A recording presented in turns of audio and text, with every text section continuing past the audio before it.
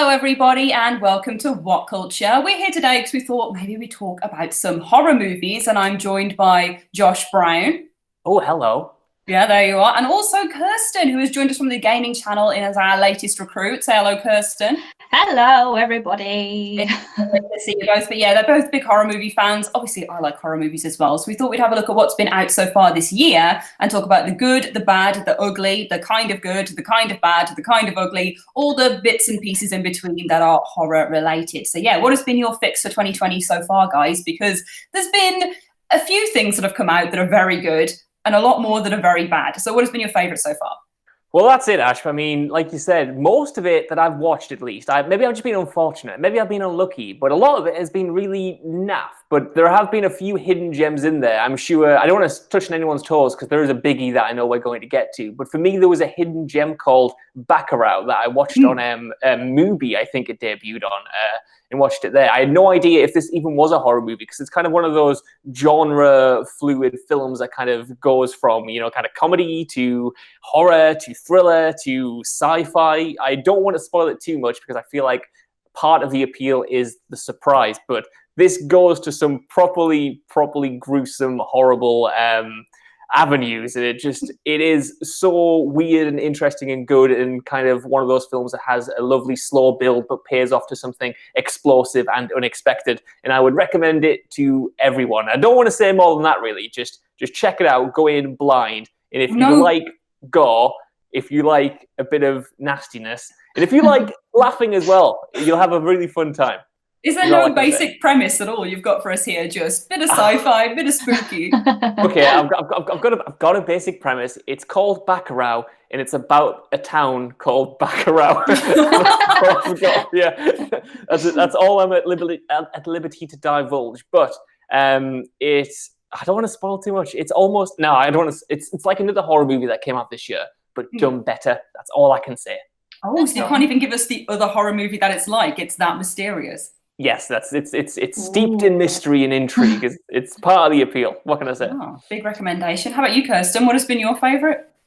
Well, I mean, I wanted to say Horse Girl, but I don't feel like that was really a horror movie. I wouldn't say it was scary per se, and it was very confusing. So I would say that Invisible Man was probably the best horror movie I've seen. I guess it's definitely classed as a horror movie. I watched the original horror Invisible Man years and years and years ago. It was called Hollow Man, I think, the original one, and it was terrifying even then. So when I heard there was a new one, I was like, oh, I really hope they do it well, and they did it brilliantly. I really like how they made it up to date and how they based it all around technology and just not sort of sci-fi hocus pocus. It was kind of believable. And there's an amazing twist at the end, and the acting was brilliant, and it was really like, it's one of those ones where you are just kind of like on the edge of your seat. It's kind of got a bit of like a thriller aspect as well, which was good. I love a horror that's not just like gore and slash and just like blood everywhere, as much as I do love that. But it is nice, I think, when they do have a bit of a thriller aspect as well, because I think that's what makes you jump, and that's what makes you kind of get those tingly feelings, is when you're kind of just on the edge, like, oh God, please don't come in and please don't find her. And yeah, I really enjoyed it. I remember seeing the trailer for it and I thought, is it going to be good? And yeah, I was pleasantly surprised, actually. I remember sort of sitting there afterwards like, well done, you did well. Such good stuff. Seen it was Lee Winnell, wasn't it? So the upgrade as well that he did previously. Seen all the hints of that throughout it was so good. I think there was the other Invisible Man from like the 30s or something, which was the really old Universal Monsters one. So seeing them bring back what could have been the Dark Universe as their updated, like reiterated version of him was also very nice. Ash, I'm right here. Don't talk about the death of the Dark Universe in a video with me. I will be mourning it forever. I loved The Invisible Man, honestly. I know it's one that me and you were looking forward to for a while, Ash, obviously, because of the property it's based on, because it's Lee Winnell. It managed to beat those expectations. Like you said, Kirsten, the twists in it left me genuinely jaw-dropped in the cinema. It was one of my favorite cinema experiences in ages. I had such fun seeing that with my friends. Normally, I'm a bit scared, funnily enough, of going to see horror movies because sometimes you get a bad crowd, sometimes the scares are kind of messed up. But with an audience, this was really awesome to watch. And I think it really excelled in how it made you scared of just space. I was wondering how they were going to kind of deal with it. But I think for me, the biggest commendation I can give it is that when I was watching it, I was thinking, oh, mustn't it have been difficult work to shoot a blank space with a man in a green screen, then edit him out?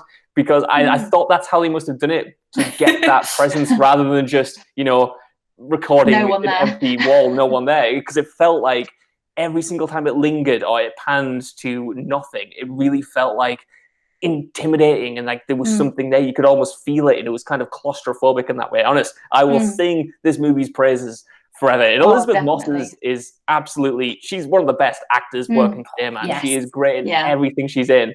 And it's one of those performances where I think we'll look back on and just kind of think, if the Academy enjoyed horror movies, would this have gotten an Oscar? I think of, her, I think of Toni Collette and Hereditary, stuff like that, where the performances are so committed and so good and so integral into selling the scares of the film that I'm just gushing over it. I think because that was also one of my picks for the top of the year, and I think it's going to be difficult to beat it overall. And can I just quickly say how impressive was that fight scene where there's literally nothing there, but she's getting thrown around and she's like punching. I was like mind blown. Like, it's so good. And you just think, how have they shot, like Josh said, like you think, how do they I'd love to see the behind the scenes on how they shot a lot of that movie, because it was just it was incredible. Loved it. I'm gonna have to Kirsten, there was actually a behind the scenes thing from that scene where they show you how you do it, and it looks so intense because it's essentially just Elizabeth Moss getting like thrown around the room, and the camera itself wasn't controlled by a person. It was sort of like a robot that was it's a robot. It's sci-fi. It's like programmed to do specific movements, which is how you get like those unnatural kind of like pans to the floor and the kind of like swift movements that are inhuman. But that meant like all the actors had to hit their beats perfectly, because otherwise the camera is going to go regardless of what they do, because it's not like humanly controlled. So it's an impressive feat of choreography in itself. I like how the spooky camera kind of relates to the film as well, without giving too much away. It's nice that they kind of mirrored their technology both in the film and in the premise. That's really cool. But yeah, Invisible Man definitely up there. For me, though, I'm gonna have to bring up one of my favorites from this year, which I don't feel like anybody saw, and I absolutely should have, because it was great and like an ultimate cinema experience, which was Underwater. Now, I know you guys said that you haven't seen it yet, but it's just coming out on digital, so that will change very shortly. But it was just a full anxiety ride for me the whole way through. It starts and it just doesn't stop. It's about this oil rig that basically just combusts. It starts going a bit crazy and starts collapsing, and all these people inside have to escape. And it's directed like a sci-fi, like they're on the moon or something, like they're on another planet, but on the bottom of the ocean, and the bottom of the ocean is not alone, etc., etc. So it's kind of like Alien underwater. It's so good, and I can't talk about the end without ruining it. But the end, the final third, when it absolutely goes just blah, blah. That's the noise that I've got for it. It goes off the rails. It goes crazy. It's so good and just draws on so many different things, and I can't use the specific genre descriptors because that will give it away, but yeah, it's just so worth watching. And I think it's one of those ones that people will see and think, why the hell didn't I go and see that at the time? Because in the cinema, my knuckles were white, because every time you think you're safe, something else happens, because they're all stuck underwater as per the title, and things are going wrong, where people are like getting exploded and drowned and all sorts. But yeah, very good stuff. I like this. So far, we've got a movie called Baccarat about a town called Baccarat. We've got a movie called Underwater about someone being underwater, and a movie about an invisible man called The Invisible Man. But no, just proves how basic it needs to be. It doesn't have to be any interesting premise. It's just, this is it, and it's going to be good. Okay, that's all you need to know. Absolutely. I tell you one that goes a little bit off whack, but also still sticks with the description in the title, is Color Out of Space, which I don't think is one of the best horror movies of the year, but I do think it has one of the best horror moments of the year in the monsters it makes. So this is kind of divulging into the kind of good, but not quite the best for us. Color Out of Space was definitely one of those ones that I really enjoyed watching for the Nicolas Cage extravaganza that it is. But it's like a Lovecraft movie about a color out of space that comes and infects a family and starts warping them into all sorts of horrible, like Carpenter-esque monsters. And there's one bit with some melding that just, it will haunt you. It's horrible. It's disgusting. The rest of it, a bit janky, but the actual monster, oh my God, it's so good. Yeah, I'm honestly right. Color Out of Space. This was a film I was looking forward to quite a lot because I love, like the original Lovecraft stories, and I always want to see those adapted because there's a lot of, issues with those original stories that need modernizing, and they're so different that it's always interesting to see how they do it. Then you throw Nicolas Cage in there, like you said, and it's more or less an instant winner. But I was incredibly conflicted on this because, like you said, that melding monster is so good and so scary. And if the whole film was like that, I would have absolutely loved it. But for me, it just never quite hit those heights after that sequence, especially with the Nick Cage stuff, because I kind of feel like a lot of these movies are now in on the joke. Like, I genuinely think Nick Cage is a good actor, but now he's sort of playing Nick Cage. He's sort of playing up to the shtick rather than having it come organically. You can kind of see the director going, okay, now we need a Nick Cage meltdown moment. Now we need Nick Cage covered in blood. Now we need to be more Nick Cagey. yeah, literally, that's the direction you get. Be more Nick Cage. And I'm sure a lot of people will love that. But for me, it's sort of like, it's like when Tommy Wiseau realized the Room was funny, and then he started calling it a comedy, and it's like, no, you can't. No, the part of the charm is that this doesn't quite know what it is, and once it knows what it is, I like it a little bit less, though.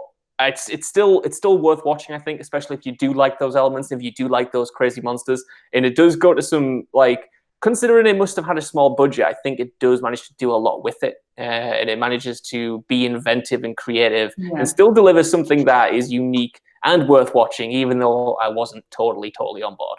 I think it has one of the most stupid horror movie decisions that I've ever seen in a movie, either towards the last third, where no spoilers, just someone decides to go into a place where you definitely would not go and make no decision to do. And I know we talk about stupid decisions a lot on this channel. We've had a few lists of stupid decisions, and that is absolutely one of them. It's so dumb, and he gets what he deserves for it. But yeah, Kirsten, has there been any for you that haven't quite lived up to expectation, or are you just looking to the future for more exciting stuff? I mean, there was one that did anger me. I wouldn't say it lived up to expectation, because as soon as I saw the trailer, I just thought, why is this a thing? And I don't know if any of you, if you two watched The Boy when that came out, the first one, the first one, which was quite good. I thought, I don't know if anyone has, I don't know, I feel like I should give the ending away, because that's why it made me angry when I saw the trailer for the new one. But okay, there's the warning. There we go. I would say spoiler warning, just in case you haven't seen it.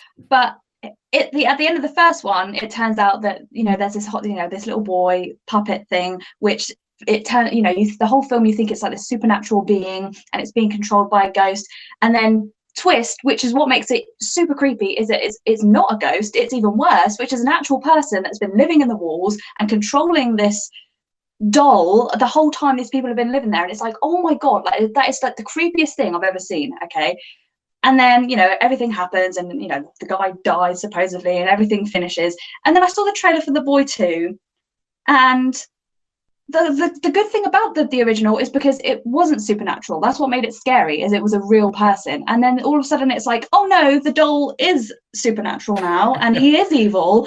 And I was like, oh, let me just watch it. Let me give it the benefit of the doubt and watch it. And yeah, they've just kind of like acted as if the first film just completely didn't exist. And no, it is an evil doll, and it is supernatural, and it does move on its own, and it can possess you. And it just made me so angry. Like I couldn't even finish it. I turned it off halfway through, because I was like, no, this isn't what happened. You are completely lying to me. And yeah, it just made me really angry that it annoys me when films like, oh, the first one did it well, let's make another one, but just completely disregard everything that happened. And yeah, it annoyed me. So yes, that was one that definitely didn't hit the mark, because it sucked. And they just straight up lied to everyone, and I didn't like it. You have to stick to the source material, people. It's not that hard, okay? They could absolutely have just named it something else, didn't they? It didn't have to go for The Boy 2. Exactly, just completely changing the story and just being like, let's just pretend that didn't happen and just go with this. But we'll call it the same thing. just no, just don't even, just don't, okay? Oh, the most disappointing thing I spent actual cinema money on, and I knew it was going to be bad, and I thought, you know what, I'm going to do it anyway, was The Turning. That was awful, because you come with all these expectations, again, of source material, where The Turning of the Screw is like this very supernatural, great little ghost story in the haunted house and everything, and it just gives up halfway through. It decides it's going to set up all these seeds and do all the stuff that it's supposed to, and then go, nah, don't worry, we'll just end at this point. And all of the goodwill that they build up to that point just goes right out the window. It's one of the worst films I've seen in ages, and all the trailers had great shots in them. And why are you laughing? Some trailers had great shots in them that didn't make it to the film either. Yeah, I hate that when they put all the good stuff in the trailers. Yeah. It wasn't even there. I haven't seen you that angry about film in ages, Ash. That's why I was laughing, because I don't even know anything about this, and yet like, I didn't know this existed. And to see you so angry about like this movie that wasn't even like a blip on my radar, it makes me want to watch it. To be honest, it makes that's what I thought. I was like, oh, it's fine. I'll watch it, and maybe it will have some sort of goodwill. I don't know much about it. Like I've seen the trailers or whatever, saw all the reviews, knew it was going to be bad. I was like, oh, there might be something to find to like in it. And just no, not at all. There's this. The one thing that really got me was I was excited for this spider shot. Now I hate spiders and think they're disgusting, but there was this one spider shot in all the trailers where I was like, that looks disgusting and gross. I want to see what they've actually done with that. Where it's like hanging over his mouth, and it just didn't appear at all. I was waiting this whole movie, feeling nervous about a spider that never came. So it was like waiting for like Aragog or Shelob, and no, it wasn't even a little one. There wasn't even like a little money spider anywhere. I was like, well, what was the point of putting that in? Oh, but yeah, that one worse.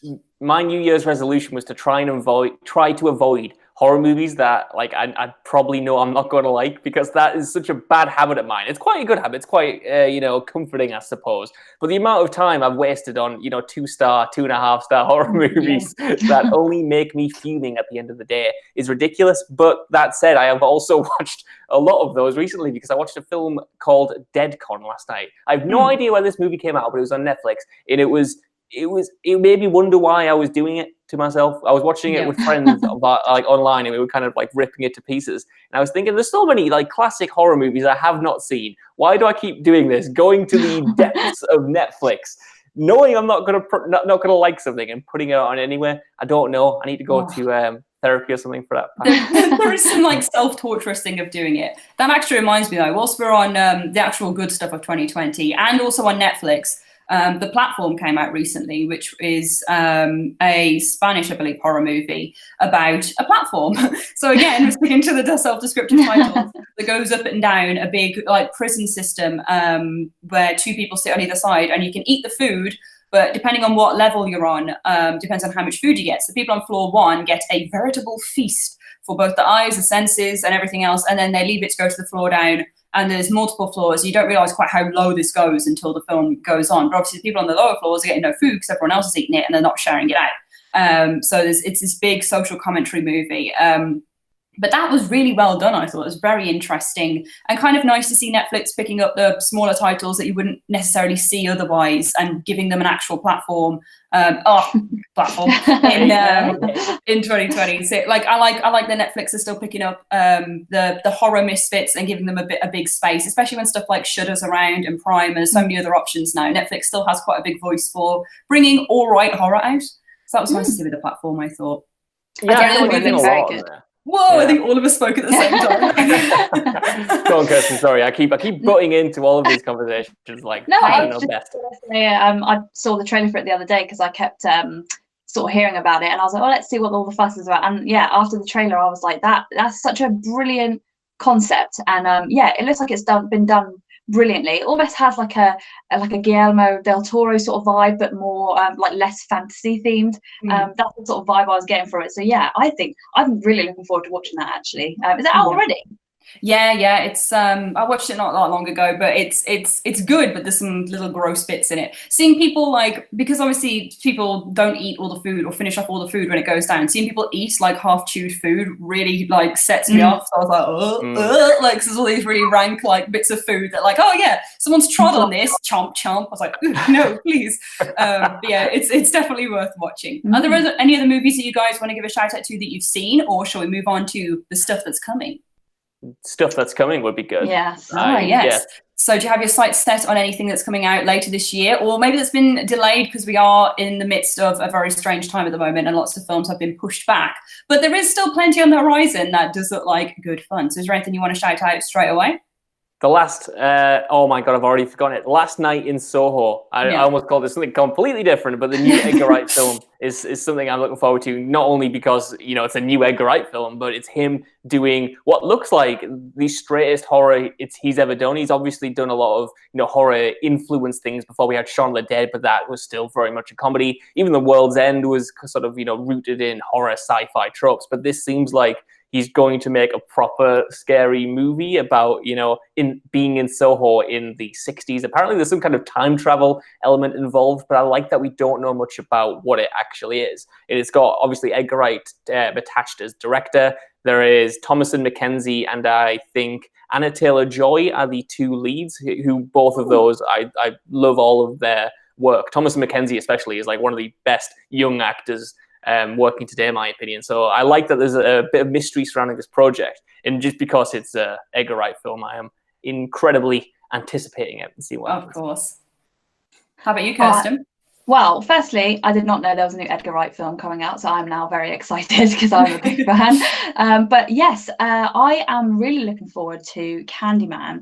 I have actually only just recently saw the trailer. The first thing I saw was literally just the honey-covered hook, like a picture of that, and straight away, like before I even scrolled down, as soon as I saw that hook, I was like, oh my God, new Candyman. And I was freaking out. And the first time I even heard about Candyman, I was in secondary school, and I actually made a short film about it for my drama project about Candyman. It was really crap, but it was fun, and I was kind of like really obsessed with him then. And then I watched the movie, which is so brilliantly done considering how old it is. It makes you feel so guilty, and I'm pretty sure Jordan Peele is doing the remake, so you just know it's going to be incredible. And if you watch the trailer, he once again manages to make an awesome song, super creepy. So I'll never be able to listen to, I can't remember that song. I think it's Say My Name, Say My Name. Yeah. Now I'm never going to be able to listen to that song without thinking, perfect, Candyman's going to kill me now. He's on his way. And yeah, it just looks incredible because it's got a brilliant producer / director behind it. The actual concept has always been fantastic. And yeah, it's one of those films that I don't know why it's not been remade sooner. I guess it's just not Peele style. It looks incredible. He's kind of got his own twist on it, but he still seems like he's really stuck to the source material there. Yeah, I'm super excited. It looks like it's going to be another terrifying Jordan Peele movie. I'm very excited for it. Yes, I think it's nice that he's like kind of producing and putting more focus on getting his style out to other sources as well, because I think Nia DaCosta is directing it, so it'd be nice to see them team up and like do something where it's kind of a mesh of stuff, because I like to see his influence, but it's nice that he's using it as a platform again for other people to kind of rise up with it, and that he's managed to get Tony Todd back on board, or whoever's got Tony Todd back on board. Well done for Candyman. Very exciting, definitely. I think for me, looking forward to the future would definitely be A Quiet Place 2, which has already been pushed back. But I loved A Quiet Place. I thought it was so innovative, and we've seen movies before where it uses your senses against you or deprives you of something. I know The Silence came out at the very same year, which was rubbish, but it shows that it were kind of all in process at the same time. But this one, I think, just did it so well. And John Krasinski just working his magic on it, and the aliens being such interesting variations of what we've seen of an alien. I just think everything works so well for that, and that they have come up with a part 2 that isn't just a shoehorned in sequel for it. I think that they've actually fleshed out the world and thought what this wider place could be, because they've had a little house and now they're going to look at what stretches beyond that. Is very exciting. So yeah, Quiet Place 2 for sure. But there's loads coming up. There's loads more movies out there that I think are on the horizon. Josh, do you have any more you want to highlight? Right, I want to ask you guys about The Conjuring 3, okay? Because this, for me, has been a long time coming. I love the first 2 Conjuring movies, like, unashamedly. They are big Hollywood blockbuster horror movie fun, and James Wan is awesome, and I thought the second one was actually better than the first. And I've even watched all of, you know, like the wider Conjuring spin-offs, whether it's Annabelle or, you know, The Nun, Curse of La Llorona. But the issue is I'm excited for it because it's The Conjuring, but I'm not excited for it because James Wan isn't coming back to direct. And instead, it's the person who directed The Curse of Lala. I always pronounce this wrong. I did a video about it. Yes, I'm not getting ridiculed for that again. That one, the person who directed that one, is actually directing The Conjuring 3. And for me, that was the worst installment in the wider Conjuring universe. I really disliked that movie entirely. I thought it had virtually no redeeming factors. I didn't really like The Nun much, but at least that had a visual style that I quite enjoyed. So on the one hand, I am so up for more Conjuring, and the fact that it's subtitled, I think, what is it? It's like The Devil Made Me Do It. Brilliant. Yeah. One of the best From Bottoms albums, for one. Songs, sorry. But yeah, then also, like, I just don't know whether it's going to disappoint me or whether it's going to live up to the long wait that we've had for an overdue third installment. Oh, I think if 1 and 2 have done so well, then 3, they get the Warrens back, they do it properly, they keep everything tight. I think it could be really, really good. I don't know if Gary Doberman's involved with this one. I know that he did some of the other ones where for writing and stuff, and it's always a mixed bag. So whenever I see his name, I'm like, ooh, hold my breath, because maybe this will be the one that he pulls it off. So we'll see. It's still exciting that they're still pumping them out. As much as The Nun and La Llorona weren't top notch, the Annabelle creation was a bit of a shout, I think. I liked that one. Yeah, that was really good. I think they're all, even at the worst, with the exception of The Curse, I think they're all just kind of like daft fun. I really enjoyed the first Annabelle movie. I thought that was quite good. I know people absolutely hate it, but I thought it was fine. It was all right. And seeing The Nun in the cinemas wasn't an awesome time, but even that has some daft stuff in it, like the blood of Christ being an actual plot point. And that is all. I'm here for that kind of level of daftness, especially when it's, propped up by some genuinely good scares as well. Yeah. And The Conjuring as well, I think they always have brilliant monsters. So even if the film isn't great, like, you're still going to be haunted by something. You're still going to wake up in the middle of the night because of some horrible monster that they've put in the new one. So that's at least something to look forward to. But yeah, Conjuring is, I think it's one of those films, isn't it, that it has such a following now that it doesn't matter at this point, like, who's directing it or what it's about. It's just like, perfect, another one, give it to me, I'll take it, it's fine. It's inject it into my blood. Yes. So I'm also excited for The Conjuring 3. But I also have Antebellum. I don't know if that's one that you've heard of. It looks, I don't know how to explain. It's one of those ones that when you watch the trailer, you watch like something and straight away you just get like goosebumps and like shivers. And it was one of those ones. I kept seeing it, and again I watched the trailer for it, and it seems like a woman who is sent back in time for some reason, but she's sent back into a time that's not. She's a black woman, so being black in that time is not a good thing. And it looks like she seems to need to try and figure out why she's there and what put her there. And it just looks terrifying. Again, I think it's got like I don't know if Jordan Peele's producing it as well, but it definitely has that sort of feel to it. So it wouldn't surprise me if he's involved. But I haven't. That's as much as I seem to have like known about it. It doesn't seem to give you much information when you try and look it up on IMDb. It's just like, oh, a woman is sent back in time, and we don't know why. And then even in the trailer, it's just kind of like those flashes of images of her like running away, and there are people in the field, and she keeps kind of lingering in the future and in the past, and it just is one. I had major goosebumps, and I was like, well, I cannot wait to watch that. I'm going to poop myself. So it looks brilliant. I think that's kind of like the beauty of that trailer as well, because I've only ever seen the trailer once, and that's all I know about it apart from the title. And I think I saw it before The Lighthouse came out. I think it was, attached to that. And then I was sold from like the get-go, like you said. I have no idea what it's even about. I didn't even realize it was like time travel until you just said it. But just the style of that trailer, the intrigue of it, and the fact that Janelle Monáe is the best person, in the world, both in the realm of movies and in the realm of music. That was enough to get me on board. Also, just talking about that made me think of The Lighthouse, which that's classed as a horror movie, is it? It's technically. I think its official release was technically last year Yeah, it was because last year. it came out somewhere else, but I think we all got proper hands on it this year, didn't we? So I probably We should got get it a in mention. January, which again feels like last year anyway at this point. So that's why I forgot to mention that at the start, because that would definitely be up there. But that's old news by now. Everyone else in America managed to see that about a year and a half ago. So Yeah, sucks to be us for it. ridiculous. Share the Yeah. goods, guys. No, I Come think on.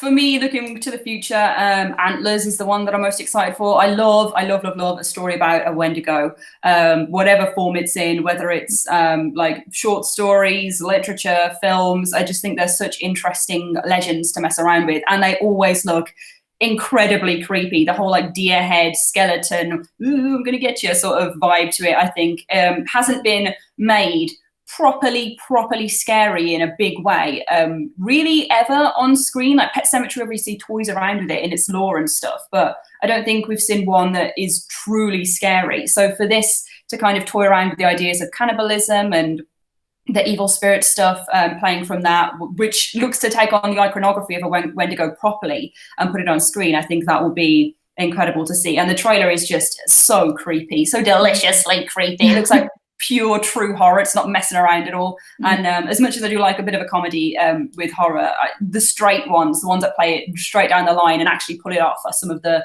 best ever. So I have high hopes for that. Are there any of the ones you guys want to shout out, or what's your watch list for what you've got that you want to catch up on, or what are you going to watch whilst we're all inside at the moment? What's next up for you? Bloody hell, is too much, Ash. I want to catch up on The Grudge, because I wanted to see that at the time, but obviously it got bad reviews. But I like everything the director's done. He's done he did Piercing, he did The Eyes of My Mother, Your Mother. In both of those, I don't even like them really. Like, it's weird. I enjoy them. I don't think they're great, but they've got such a unique style and enough to them that is, unique and creative, that I want to see what they've done with the Grudge property, because even though a lot of people didn't like it, I'm thinking, hey, maybe I will. Apparently Wolf Creek 3 is out this year, which I didn't know about until looking at this, and so that might be all right. I don't know. I like Wolf Creek 1, I suppose. So that's one I'm also looking forward to. But yeah, I desperately want to catch up on The Grudge, and now Underwater after you mentioned it, because that was in cinemas for 2 weeks in the UK. It was so barely good. Registered.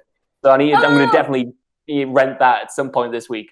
And if it doesn't live up to the Ash Millman glowing review, I'm going to be bitterly disappointed. Well, you know what sort of standard it's going to be if I've recommended it. It's going to be a bit crap, but in a good way. So I think if you go in knowing that, then you're going to love it. So there you are. Yeah, no, I think, I'll have to watch Underwater now. I have a crippling fear of the ocean. So even for that aspect, I think it would scare me. I'll look past the Kristen Stewart part, but it looks like a horror version of The Abyss, and I'm kind of happy with that. So I think that's definitely one to watch. I'm kind of with you, Josh. I kind of do want to watch The Grudge, even though it does look bad, and I don't agree at all with what they've done with it. But yeah, I feel like I need to just binge watch a whole bunch of good and bad horror movies just to kind of catch up with everything that's been released so far this year, and just be like, right, I know for a fact that sucked, and then I also know, oh, this is good. I can tell people about this now. So just an all over binge watch of horror movies, I think now. Absolutely. I think for me, I just watched Bliss the other night, which was kind of like this weird, I think it was 2019 again, it was officially released. It might have been a this year title, but I watched Bliss the other night, which was very trippy, about this artist's transformation into something else because she takes loads of drugs and makes them look really cool and happening the whole way through. But I think the filmmakers tied to that also did VFW, which has come out not so long ago, and Gretel Hansel, which I've both heard are absolutely trippy, amazing, like balls to the wall kind of horror movie. So they're next on my list because I just want something a bit out there. I'm really feeling like out there horror at the moment. I think I just need to put like Color Out of Space and then Mandy and then these two back to back and just be like, I get Midsummer like on the video on demand, be like, oh my god, everyone's tripping out. Yeah, I'm really in the mood for just weird psychedelic horror at the moment. So those are the ones for me, I think. But yeah. I was going to say it's a bit too close to home, but I want to recommend Rabid, which I watched the other night. It actually came out for us, I think it was late last year. So it's on. I think it's just come to video on demand properly. But it's a remake of a David Cronenberg film, and a lot of it is kind of wonky. But if you liked the monster designs in Color Out of Space, I think you'd like them in here, because the stuff they come up with towards the end it's almost ripped straight out of Resident Evil or something. It could double for that, and it goes to some weird places, like you said. That's all I'll say. That's all I'll say. That sounds good. It's the Soska sisters, that one, isn't it? It is, well? yeah. The American Mary ladies, yeah. I'll throw it on the list. It's all good. It's all good. But yeah, that's been our 2020 roundup of, again, the good, the bad, and the ugly, aka the turning. But all of it, all of it available on What Culture here in this podcast that you've just listened to. So carry on coming back for more lovely YouTube videos from all of us. And more horror content as usual. I've been joined by Josh. Say goodbye, Josh. Goodbye, Josh. And I've been joined by Kirsten. Say goodbye, Kirsten. Goodbye. And you can catch us on social media at What Culture. And also I'm going to do a round for everyone's social media handles as well. So here you go, Josh. You may give your social media handle. It's Josh Broom with 2 O's. Okay, Kirsten, your social media handle. It's Kirsten Rear with 2 A's. Oh, and I'm at Ash Millman with 1 N, but all 2 N's on Instagram, so join in that way. There we go. Lovely. Thank you so much for joining us, guys. I hope you enjoyed all this horror movie rambling, and hopefully we'll do some more. So stay safe, stay good, and see you soon. Bye. See ya. Bye.